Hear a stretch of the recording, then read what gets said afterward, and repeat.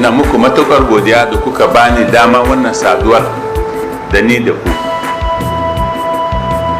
Ni na san aikin da kuke yi ku 'yan comité de la paix a jihohi na kasar Agadez, departement na kasar Agadez da departement na Azawaka kasar Tawa. Busan ku ne yau shekara kusan 10 muka dogara don mu kiyaye matsalolin da muka shaida a Mali. Kasar nan ta Mali yankin nan na gab kusa da mu, yanki ne wanda ya kumshi kabilu daidai irin namu.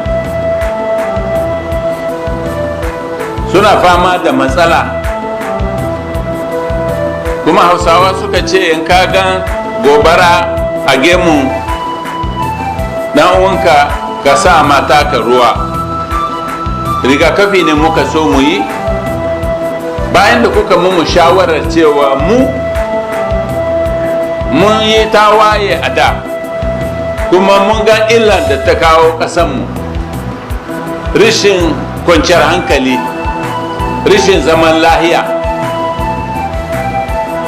Wannan wahalar muna so mu kiyaye ma mutanenmu.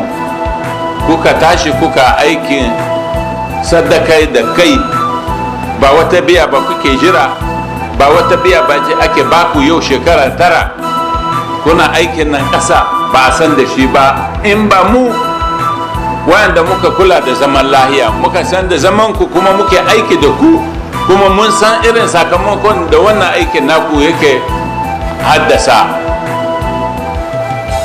To yau a wannan zauren nan zawatau in haɗu da ku manuhanta ita ce in shaida ma'an Nijar da matsayinku, su san da kwanciyar hankali da muke amfani da shi kuna cikin abubuwan da suka yi sanadiyan shi, kuma kun kawo babbar gudunmawa kamar sojawanmu, kamar sauran